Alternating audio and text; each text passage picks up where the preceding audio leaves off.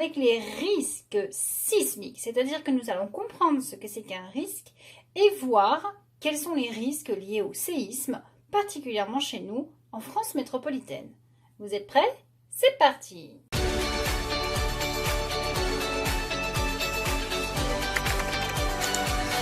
On a vu dans la vidéo sur les risques météorologiques qu'on pouvait définir des risques liés aux orages, aux inondations, aux pluies diluviennes, et qu'un risque correspondait à la probabilité de survenue d'un aléa, c'est-à-dire d'un phénomène, combiné à la vulnérabilité des enjeux.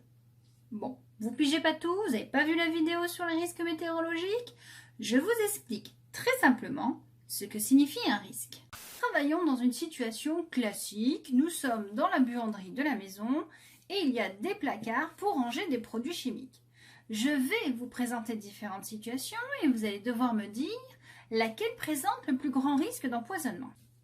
Les acteurs de cette scène sont les suivants. Les produits chimiques, petite fille de 3 ans, jeune fille de 12 ans, le chien. Tournons des scènes. Scène 1, produits chimiques dans le placard du haut. Le chien rentre dans la buanderie, le chien sort de la buanderie. Scène 2, placard du haut. La petite fille de 3 ans rentre dans la buanderie, elle ressort de la buanderie. Scène 3, produits chimiques toujours en haut. La jeune fille de 12 ans rentre dans la buanderie et sort de la buanderie. Scène 4, les produits chimiques sont en bas. Le chien rentre dans la buanderie et ressort de la buanderie. La jeune fille de 12 ans rentre dans la buanderie et ressort de la buanderie. La petite fille de 3 ans rentre dans la buanderie. Est-ce que la petite fille de 3 ans va ressortir de la buanderie? Eh bien, si maman n'a pas bloqué les portes du placard, il y a un fort risque que cette jeune fille s'empoisonne avec des produits chimiques. Alors que la jeune fille de 12 ans ne risque pas de s'empoisonner. Pourquoi? Parce qu'elle connaît le danger. Donc dans cette situation, qu'est-ce qui définit le risque? Ce qui définit le risque, c'est d'une part l'aléa, c'est-à-dire la probabilité que quelque chose arrive. Un aléa, ça va être, par exemple ici, l'empoisonnement aux produits chimiques. Quelle est sa probabilité qu'elle arrive? L'aléa est fort si le produit chimique est rangé en bas. L'aléa est faible si le produit chimique est rangé en haut. Maintenant, en plus de l'aléa, nous avons des enjeux qui sont représentés ici par les personnes. Ces enjeux sont vulnérables. La vulnérabilité de la jeune fille de 12 ans est-elle forte? Non, puisqu'elle connaît le danger. La vulnérabilité de la petite fille de 3 ans est-elle forte? Oui, elle est fragile, elle ne connaît pas le danger, elle ne sait pas quoi faire en cas de contact avec un produit chimique. Est-ce que l'enjeu est fort pour le chien? Mais non, il est nul. Le chien, il a un flair d'enfer. Il va sniffer le produit, il ne va pas y toucher. Il n'est pas fou, lui. Donc ici, finalement, un risque, c'est une combinaison d'un aléa, c'est-à-dire un événement, un phénomène, la probabilité de sa survenue en tout cas, combinée à la vulnérabilité de certains enjeux, c'est-à-dire de manière simplifiée, l'existence d'un phénomène et sa probabilité qu'elle arrive, et le fait qu'il y ait un danger pour nous les humains. C'est bon, vous avez compris la notion de risque? Revenons donc au risque sismique. Si en météorologie, il est possible de faire de la prévision, c'est-à-dire de dire quel jour, quelle heure il va se passer tel ou tel phénomène, dans la sismicité, c'est impossible. On ne peut faire que des prédictions, c'est-à-dire supposer qu'à tel ou tel endroit, oui, il va se repasser des séismes, mais on ne sait pas quand. Alors comment on peut déterminer ça?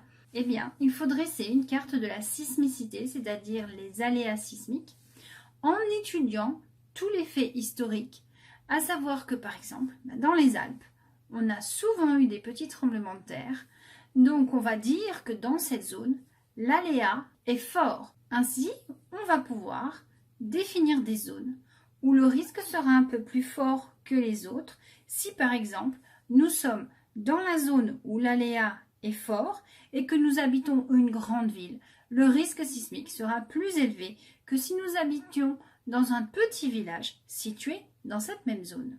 Pour se protéger des séismes, on n'a pas grand-chose à faire à part apprendre les gestes qui sauvent, c'est-à-dire se cacher sous les tables dès que ça tremble, sortir rapidement des bâtiments dès que c'est fini et ne pas y re-rentrer. Ensuite, on peut construire des constructions parasismiques, c'est-à-dire capables de résister. Et là, vous avez le pied d'un bâtiment qui est construit donc sur un pylône particulier. On appelle ça un pilier antisismique. Vous voyez qu'il y a donc ici une dalle de béton avec dessus un support souple et le pilier du bâtiment vient s'appuyer dessus. Ce qui fait que c'est juste un appui. Ils ne sont pas accrochés ensemble, ils ne sont pas fixés. Donc si ça doit bouger, cette partie qui est bleue est souple et ça permettra qu'une des surfaces glisse par rapport à l'autre sans pour autant casser. Car si nous avions quelque chose de rigide, ça se déformerait et ça finirait par se casser. Alors on peut tester différentes structures de gratte-ciel. Ici on a 2 tours qui ont été construites sur des principes différents. On fait un crash test, c'est-à-dire qu'elles sont montées sur des plateformes vibrantes. On fait vibrer la plateforme et on voit laquelle tient debout.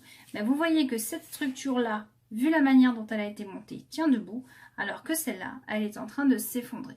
Alors vous trouverez sur YouTube des tonnes de vidéos d'immeubles qui tanguent au Japon pendant un tremblement de terre. Les Japonais adorent mettre ça en ligne. Donc on reprend. Un risque sera fort si la probabilité de réalisation de l'aléa est forte et s'il y a une forte vulnérabilité des enjeux. Si on résume tout ce qu'on a vu sur les risques sismiques. Un risque sismique, donc, c'est la combinaison d'un aléa sismique et des enjeux humains. Donc, que faut-il faire pour se protéger et se prémunir des risques? Eh bien, déjà au niveau des enjeux humains, on va avoir des constructions parasismiques et on va éduquer les populations. C'est donc de la prévention. On va faire en sorte de minimiser les dégâts. Au niveau de l'aléa sismique, qu'est-ce qu'on peut faire? Est-ce qu'on peut faire de la prévision? C'est-à-dire dire tel jour à telle heure ça va arriver? Non, on n'est pas capable de le faire. Pourquoi? Parce que les appareils de mesure ne fonctionnent que pendant le séisme. Ils ne peuvent pas nous prévenir avant. Donc ici, on va faire de ce qu'on appelle de la prédiction. En faisant quoi? En étudiant l'histoire des séismes et en localisant les grandes failles sur notre territoire, puisque là où il y a des failles, c'est que ça s'est cassé, et on peut supposer que ça va de nouveau bouger. Ainsi, en connaissant l'histoire sismique d'une région, la position des failles, on va pouvoir faire une prédiction, c'est-à-dire qu'indiquer que dans telle ou telle région, il y a de fortes probabilités qu'un séisme se reproduise, et donc à ce moment-là, on va adapter la prévention à la prédiction fournie. Des machines, toujours au top. 3e vidéo de la planète Terre pour le collège. Nous allons maintenant nous intéresser aux risques météorologiques, à savoir qu'est-ce que c'est qu'un risque et pourquoi dit-on qu'il est météorologique. Allez, vous êtes prêts? C'est parti! Alors on a vu que de temps en temps à la météo, on nous annonce le soir un risque de vent violent, de pluie d'inondation ou que d'inondation ou de vagues et de submersion pour certains départements dans la journée qui arrive dans les 24 ou 48 heures. Donc qu'est-ce que c'est qu'un risque? Comment est-ce qu'on peut définir un risque? Et pour vous expliquer tout ça, on va prendre un exemple très simple. Travaillons dans une situation classique. Nous sommes dans la buanderie de la maison et il y a des placards pour ranger des produits chimiques. Je vais vous présenter différentes situations et vous allez devoir me dire laquelle présente le plus grand risque d'empoisonnement. Les acteurs de cette scène sont les suivants. Les produits chimiques, petite fille de 3 ans, jeune fille de 12 ans, le chien. Tournons des scènes. Scène 1, produits chimiques dans le placard du haut. Le chien rentre dans la buanderie, le chien sort de la buanderie. Scène 2, placard du haut. La petite fille de 3 ans rentre dans la buanderie, elle ressort de la buanderie. Scène 3, produits chimiques toujours en haut. La jeune fille de 12 ans rentre dans la buanderie et sort de la buanderie. Scène 4, les produits chimiques sont en bas. Le chien rentre dans la buanderie et ressort de la buanderie. La jeune fille de 12 ans rentre dans la buanderie et ressort de la buanderie. La petite fille de 3 ans rentre dans la buanderie.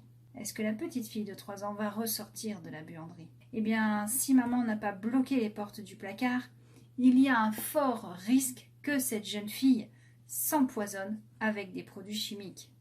Alors que la jeune fille de 12 ans ne risque pas de s'empoisonner. Pourquoi? Parce qu'elle connaît les risques, elle connaît le danger. Donc dans cette situation, qu'est-ce qui définit le risque? Ce qui définit le risque, c'est d'une part l'aléa, c'est-à-dire la probabilité que quelque chose arrive. Un aléa, ça va être, par exemple ici, l'empoisonnement aux produits chimiques. Quelle est sa probabilité qu'elle arrive? L'aléa est fort si le produit chimique est rangé en bas. L'aléa est faible si le produit chimique est rangé en haut. Maintenant, en plus de l'aléa, nous avons des enjeux qui sont représentés ici par les personnes. Ces enjeux sont vulnérables. La vulnérabilité de la jeune fille de 12 ans est-elle forte? Non, puisqu'elle connaît le danger. La vulnérabilité de la petite fille de 3 ans est-elle forte? Oui, elle est fragile, elle ne connaît pas le danger, elle ne sait pas quoi faire en cas de contact avec un produit chimique. Est-ce que l'enjeu est fort pour le chien? Mais non, il est nul. Le chien, il a un flair d'enfer. Il va sniffer le produit, il ne va pas y toucher. Il n'est pas fou, lui.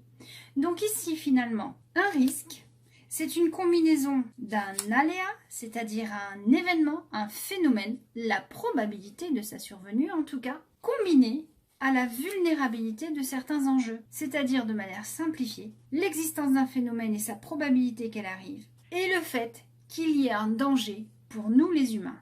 Dans cette vidéo, on travaille sur les aléas météorologiques. Alors, qu'est-ce que c'est que les aléas météorologiques? Ce sont les phénomènes météorologiques qui peuvent arriver. Les tempêtes, les cyclones, les inondations, tout ce qui touche à la météo. La sécheresse, les tornades, etc. Au moment où je tourne cette vidéo, nous sommes au mois de septembre de l'année 2018. C'est la pleine saison des cyclones pour l'hémisphère nord, puisque dans l'hémisphère nord, c'est la fin de l'été. L'eau de mer est chaude, à ce moment-là, elle atteint facilement les 26 degrés et on va avoir une forte évaporation, une accumulation de vapeur d'eau au-dessus de l'eau et des cyclones vont se former. Vous avez ici 2 cyclones. Celui-là semble s'enrouler dans le sens inverse des aiguilles d'une montre, alors que celui-ci semble s'enrouler dans le sens des aiguilles d'une montre. Nous avons ici 2 cyclones de 2 hémisphères différents. Celui-ci est un cyclone de l'hémisphère nord et celui-ci un cyclone de l'hémisphère sud. Alors, ils ne s'enroulent pas de la même façon, ça provient d'une force qui s'appelle la force de Coriolis, qui est due à la rotation de la Terre, mais ça c'est au programme de secondes. Un cyclone va présenter un fort risque si sa trajectoire passe par des terres, puisque à ce moment-là, on va subir, nous les humains, des vents violents, des pluies monstrueuses, on va avoir des destructions de nos habitations. Donc, ici, l'aléa, c'est le cyclone. Les enjeux, ce sont nous, les humains, nos maisons, nos villes, nos constructions. Et le risque va donc être la combinaison des deux. Si le phénomène est puissant et que sa probabilité de passer sur une île est forte, le risque sera grand si l'île est habitée, mais le risque sera faible si l'île n'est pas habitée. Vous comprenez la différence? Ici, vous avez une carte qui vous montre les trajectoires de tous les cyclones. Chaque petite ligne, c'est la trajectoire d'un cyclone. Donc déjà, qu'est-ce qu'on voit? Que les cyclones circulent dans des bandes. Donc forcément, on peut se dire que les terres situées dans ces zones ont un fort risque cyclonique, tout comme celle-là. Alors, pourquoi pas au centre de l'Australie? Parce que les cyclones ont besoin de la chaleur de la mer pour survivre. Ils vont toucher le bord des terres, mais ils vont ensuite mourir. Ainsi, pour un Australien, le risque de subir un cyclone s'il vit sur la côte est plus fort que s'il vit au centre de l'Australie.